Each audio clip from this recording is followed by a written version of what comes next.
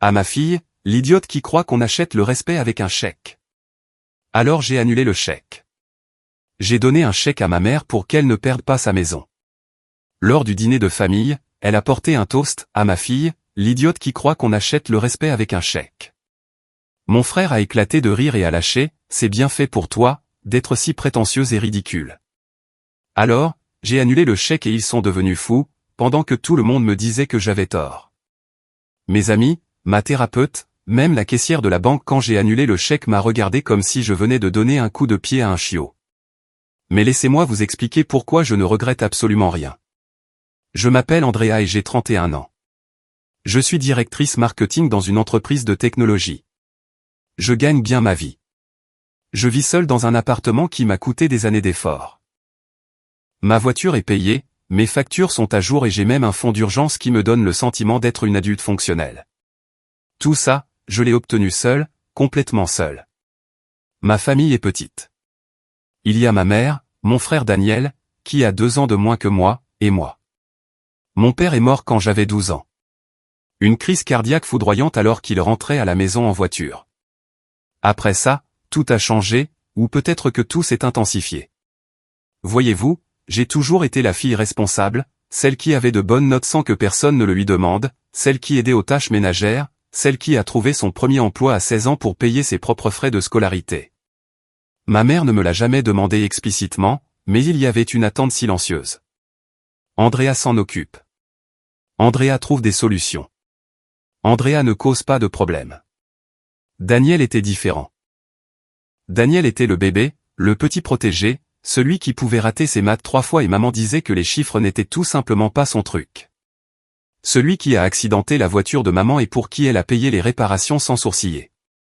Celui qui, à 28 ans, vivait encore à la maison sans payer de loyer parce qu'il cherchait sa voie dans la vie. Je me souviens de ma remise de diplôme universitaire. J'ai été diplômé avec mention, cum laude. J'avais travaillé à temps plein pendant mes études et il m'a fallu 6 ans pour terminer mon cursus. Le jour de la cérémonie, maman est arrivée en retard parce que Daniel avait une crise. Il s'était disputé avec sa petite amie du moment. Maman est restée pour le consoler et est arrivée alors qu'on avait déjà appelé mon nom. Elle a raté le moment. Quand je le lui ai reproché, elle m'a dit que j'étais forte, que je comprenais, que Daniel avait plus besoin d'elle. C'était toujours, Daniel a plus besoin d'elle. Quand j'ai obtenu mon premier emploi bien payé, maman m'a demandé d'aider pour les frais de scolarité de Daniel. Il voulait étudier le design graphique. Je lui ai payé 3 semestres jusqu'à ce qu'il abandonne parce que les cours étaient trop tôt. Il ne m'a jamais remboursé un centime. Il ne m'a jamais remercié après le premier mois. Quand j'ai eu 25 ans et que j'ai emménagé dans mon propre appartement, maman a pleuré. Elle m'a dit que je l'abandonnais, que j'étais égoïste, que comment allais-je la laisser seule avec toutes les dépenses. Daniel vivait toujours là, mais apparemment, ça ne comptait pas comme de la compagnie ou de l'aide. J'ai appris à garder mes distances. Des appels courts le dimanche, des visites obligatoires à Noël et aux anniversaires, des cadeaux généreux qui étaient accueillis avec des remerciements tièdes. J'ai continué ma vie. J'ai suivi une thérapie. J'ai appris ce que sont les limites saines et les familles dysfonctionnelles. Je me suis convaincu que j'étais en train de guérir. Puis, il y a 2 mois, j'ai reçu l'appel. C'était un mardi soir. J'étais sur mon canapé à regarder une série avec un verre de vin quand le téléphone a sonné. Maman. J'ai hésité à répondre. Quelque chose en moi se crispe toujours quand je vois son nom sur l'écran. Andrea, je dois te parler. Sa voix était brisée, étranglée. Qu'est-ce qui se passe, maman? Je vais perdre la maison. La banque m'a envoyé l'avis final. Si je ne paie pas l'hypothèque en retard dans les 30 jours, ils vont saisir. Ils vont me prendre la maison où tu as grandi, où sont tous nos souvenirs de ton père. J'ai senti un poids dans mon estomac. La maison. Cette maison de 3 chambres dans un quartier tranquille où j'ai joué dans le jardin, où mon père m'a appris à faire du vélo, où nous avons enterré notre chien quand j'avais 9 ans. Combien dois-tu? 42 000 $. Andrea, je sais que c'est beaucoup. Je sais que je n'ai pas le droit de te demander ça, mais je n'ai personne d'autre. Et Daniel? Une longue pause. Daniel traverse une période difficile. Il a perdu son travail le mois dernier. Il cherche Mais tu sais comment est l'économie. Bien sûr. Daniel traversait toujours une période difficile. J'ai passé 3 jours à y réfléchir. 42 000 $. C'était presque la moitié de mes économies, l'argent que je gardais pour la compte de ma propre maison un jour, mon filet de sécurité, ma tranquillité d'esprit. Mais c'était ma mère. C'était la maison de mon enfance. Et une partie de moi, cette petite partie pathétique qui cherchait encore son approbation, a pensé que peut-être, cela pourrait changer les choses. Peut-être que si je faisais ça, elle me verrait enfin, m'apprécierait, me dirait qu'elle était fière. Je suis allé à la banque le vendredi, j'ai obtenu un chèque de banque de 42 000 $. L'employé m'a demandé 3 fois si j'étais sûr. J'ai signé tous les papiers d'une main tremblante. J'ai conduit jusqu'à la maison de maman cet après-midi-là. Elle a ouvert la porte, les yeux gonflés. Je lui ai tendu l'enveloppe. Voilà maman, pour l'hypothèque. Elle a pris l'enveloppe, l'a ouverte, a regardé le chèque et, au lieu de me serrer dans ses bras, au lieu de pleurer de soulagement, elle a simplement hoché la tête. Merci, Andrea. Ça aide. Ça aide. Comme si je lui avais prêté 20 $ pour l'essence. J'aurais dû le savoir. Alors, j'aurais dû lire les signes, mais j'avais encore de l'espoir.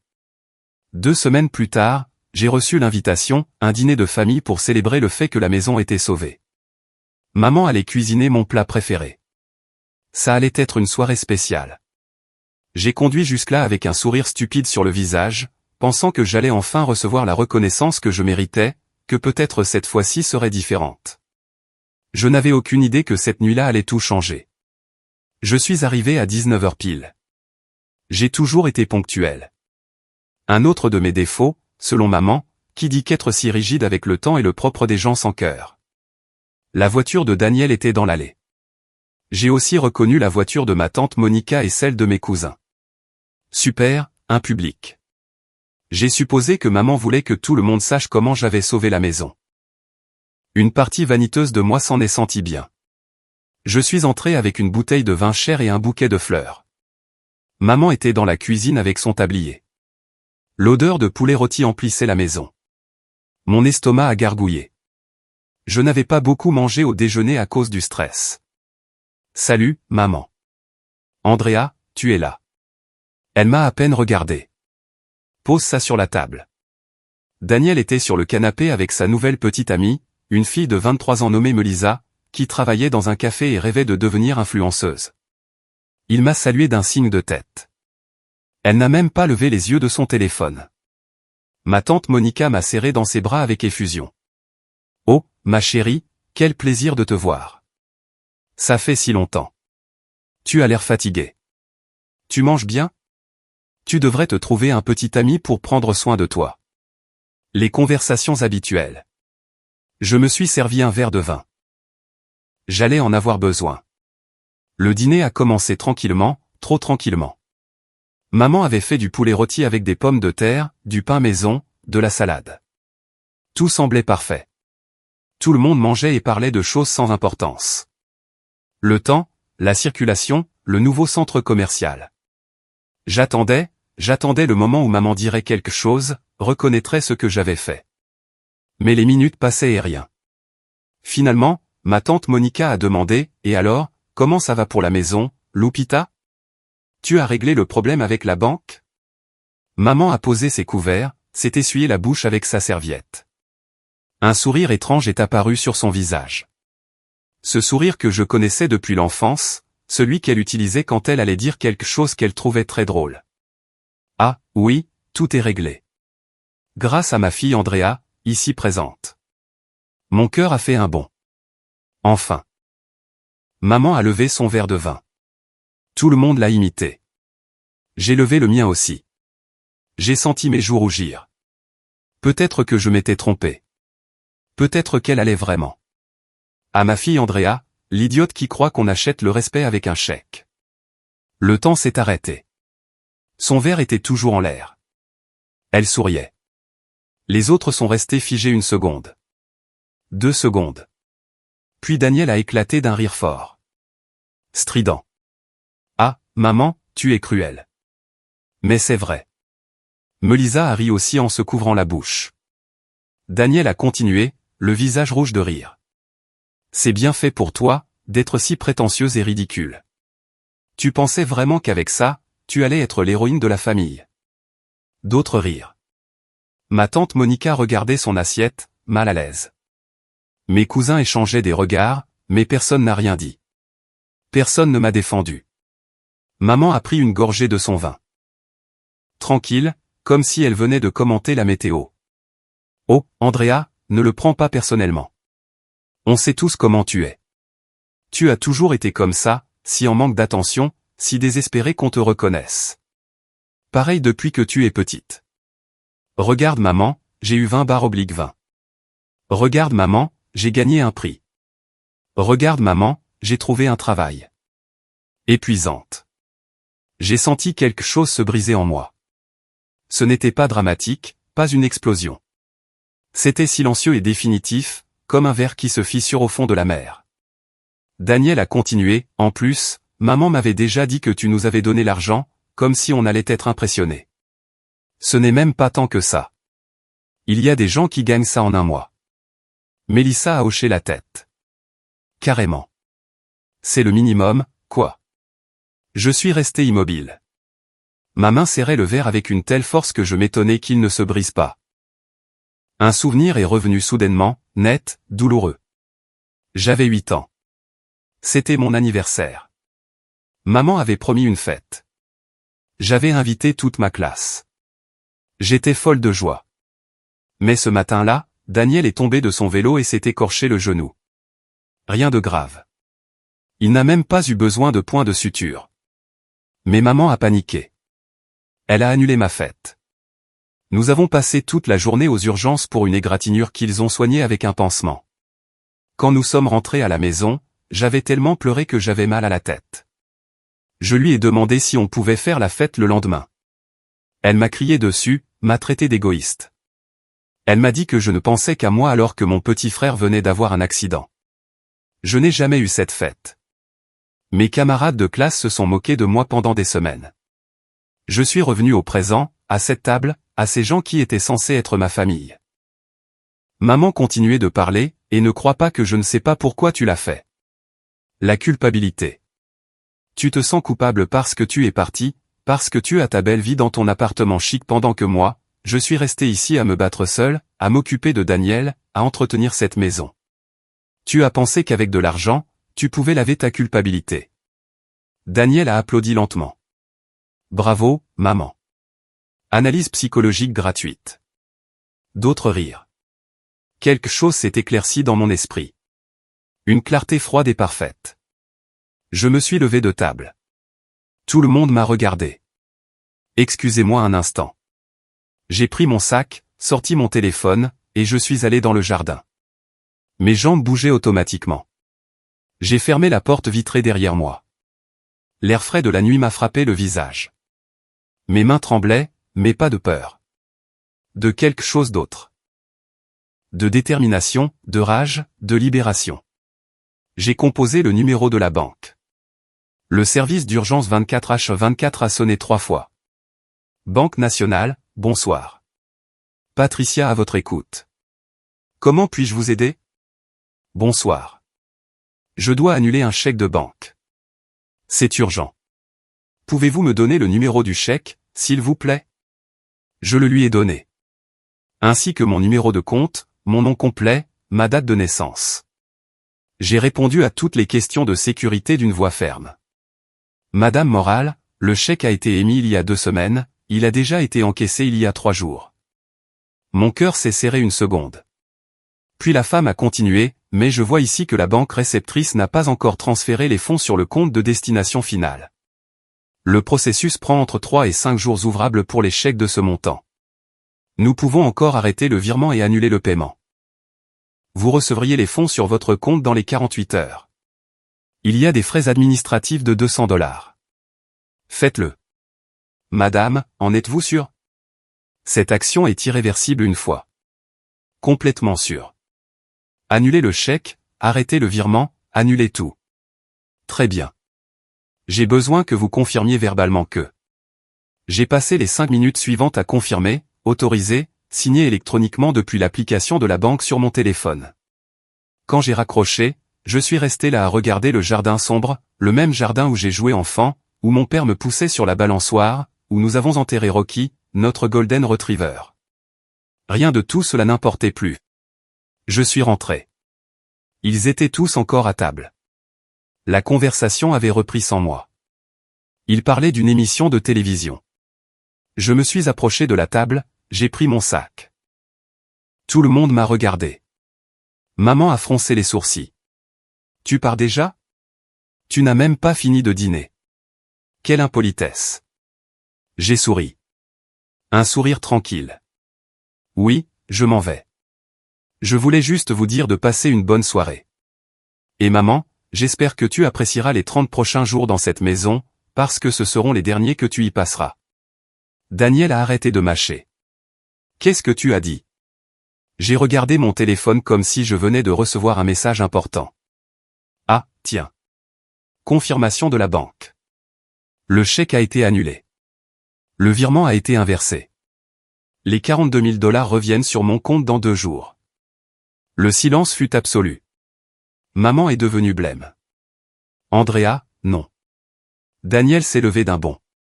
Tu plaisantes? Pas du tout. Vous venez de dire que 42 000 $ n'est pas tant que ça. Que c'est le minimum. Donc, ça ne devrait pas être un problème pour vous de les trouver vous-même, n'est-ce pas? Andrea. Tu ne peux pas faire ça. Maman a finalement retrouvé sa voix, tremblante. Bien sûr que je peux. C'est mon argent, mon chèque. C'est moi qui décide. J'ai marché vers la porte. Personne n'a bougé. Ils étaient tous sous le choc. Avant de sortir, je me suis retourné une dernière fois. Oh, et maman, pour que tu le saches, je n'ai jamais cherché à acheter le respect. Je voulais juste que tu m'aimes. Mais je comprends maintenant que ça n'arrivera jamais. Alors, je garde mes 42 000 $ et vous gardez votre dignité, s'il vous en reste. J'ai fermé la porte derrière moi. J'ai entendu des cris, mon nom, mais je ne me suis pas arrêté. Je suis monté dans ma voiture, j'ai démarré et j'ai conduit vers mon appartement, les mains fermes sur le volant et des larmes coulant sur mon visage. Mais ce n'étaient pas des larmes de tristesse, c'étaient des larmes de soulagement. Les messages ont commencé à 6 heures du matin le lendemain. Daniel en premier. 32 appels manqués. Des messages vocaux remplis de cris. Tu es une salope égoïste. Tu vas mettre maman à la rue. Comment peux-tu être si cruel? C'est de ta faute. J'ai tout effacé sans écouter jusqu'au bout. Maman a appelé à 8 heures. Sa voix était différente, douce, mielleuse, la voix qu'elle utilisait quand elle avait besoin de quelque chose. Andrea, mon amour.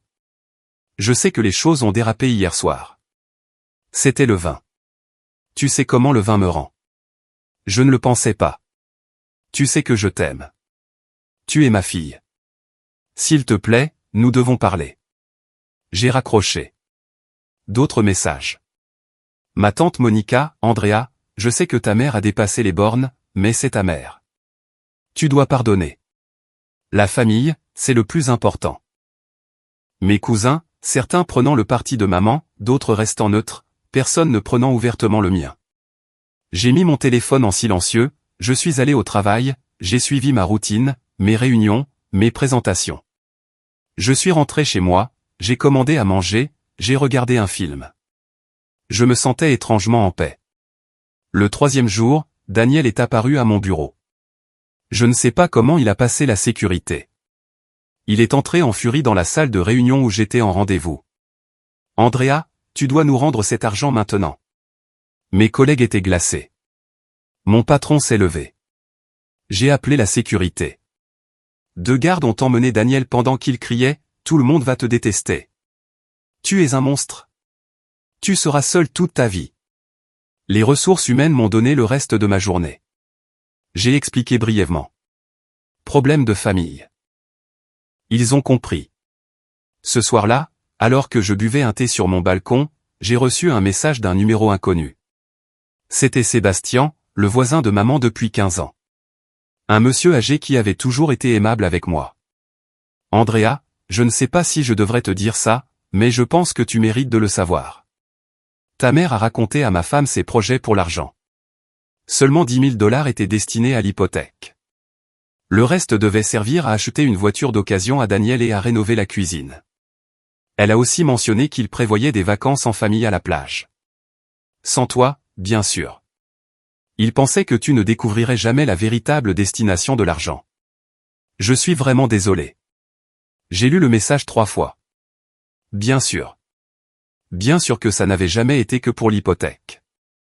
Je me suis souvenu d'autres moments, d'autres, prêts. Les 2 000 $ pour le prétendu traitement dentaire de maman. Je l'ai vu 3 mois plus tard avec les mêmes dents, mais Daniel avait un nouvel ordinateur portable.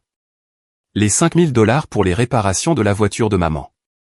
La voiture n'a jamais été réparée, mais Daniel est parti en voyage à Cancun. Ça avait toujours été comme ça. J'étais la banque, le distributeur automatique, la solution de facilité. J'ai répondu à Sébastien. Merci de me l'avoir dit. Et ne soyez pas désolé, vous avez fait ce qu'il fallait. La semaine suivante, j'ai appris par ma cousine Laura, la seule qui gardait le contact avec moi, ce qui se passait. La banque avait procédé à la saisie. Maman a essayé d'obtenir un prêt d'urgence, mais son crédit était anéanti.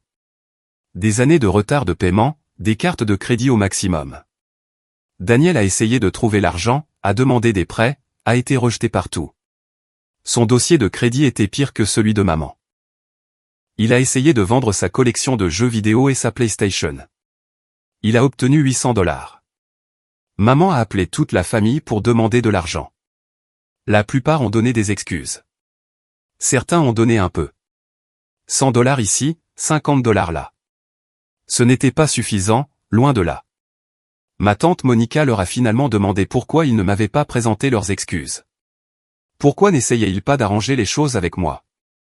Daniel a répondu qu'il n'allait pas s'humilier devant moi, que c'était moi qui devais m'excuser d'être si rancunière. Maman a dit que j'avais toujours été dramatique, que ça me passerait et que je reviendrais en rampant. Je ne suis pas revenu.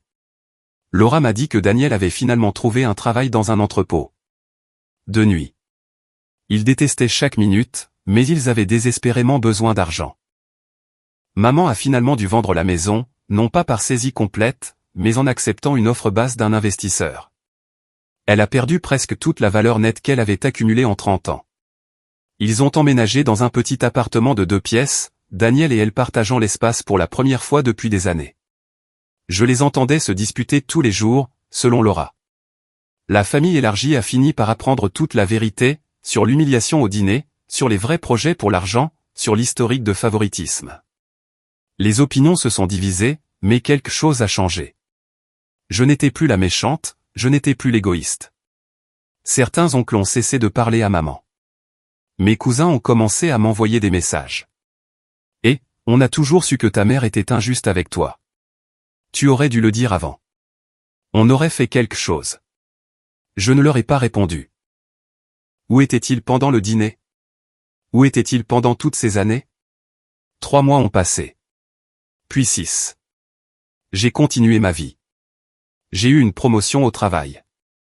J'ai recommencé une thérapie pour digérer tout ça. Je suis sorti avec des amis.